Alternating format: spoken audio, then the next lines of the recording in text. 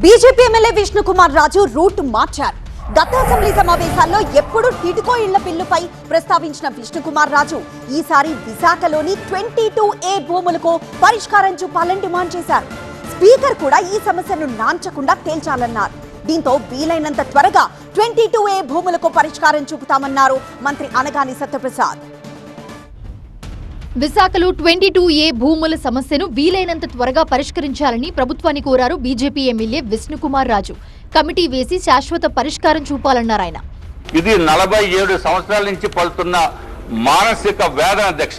ఎన్నోసార్లు నేను కూడా సభ దృష్టికి తీసుకుని వచ్చాను, కానీ దానికి పరిష్కారం కాలేదు అధ్యక్ష. తమ ద్వారా అధ్యక్ష గౌరవ మంత్రివర్యులను కోరేది ఒక చిన్న కమిటీ వేసి దయచేసి దీన్ని ప్రత్యేకంగా చూడవలసిన అవసరం ఉంది అధ్యక్ష. దయచేసి తమ ద్వారా నేను మంత్రివర్యులను కోరేది ఒక నెల రోజుల్లో ఒక కమిటీ వేసి దానికి పరిష్కారం చూడవలసిందిగా కోరుతాం అధ్యక్ష. 1 కోటి ఎకరాలకు పైగా భూములు 22A కింద ఉన్నాయన్నారు రెవెన్యూ మంత్రి అనగాని సత్యప్రసాద్. రెవెన్యూ క్లినిక్లు పెట్టి భూ సమస్యల పరిష్కారానికి కృషి చేస్తున్నామన్నారు. స్పెషల్ డ్రైవ్ చేస్తా ఉన్నారు అధ్యక్ష. కలెక్టర్లందరూ కూడా రెవెన్యూ క్లినిక్లు పెడతా ఉన్నారు.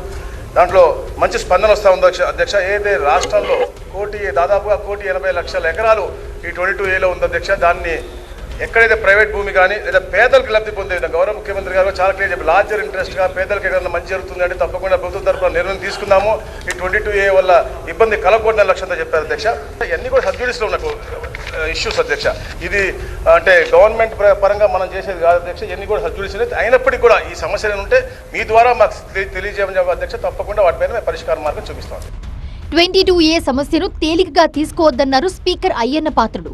25% సమయం ఈ సమస్య పరిష్కారం కోసం కేటాయించాలని మంత్రి అనగాని సత్యప్రసాద్ కు సూచించారు స్పీకర్.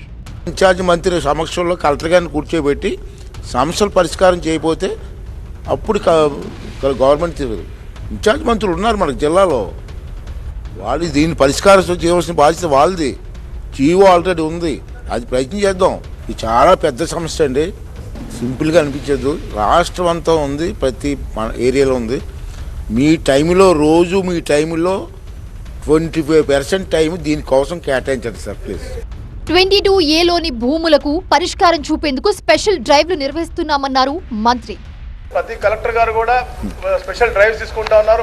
మండే గ్రీవెన్స్ తో పాటు ఈ రెవెన్యూ క్లినిక్లు పెడతా ఉన్నారు. 22A మీద ప్రత్యేక శ్రద్ధ పెట్టి, ఎందుకంటే మీరు తమ చెప్పినట్టుగా ఇన్ఛార్జ్ మంత్రులు కూడా గౌరవ ముఖ్యమంత్రి గారు చెప్పారు, ఇన్ఛార్జ్ మంత్రులు కూడా ఇన్వాల్వ్ అయ్యి దీని మీద మార్గదర్శకాలు ఏది ఉన్నాయో ఇంప్లిమెంట్ చేయమని అధ్యక్ష. తప్పకుండా ఇంప్లిమెంట్ చేపిస్తాం అధ్యక్ష.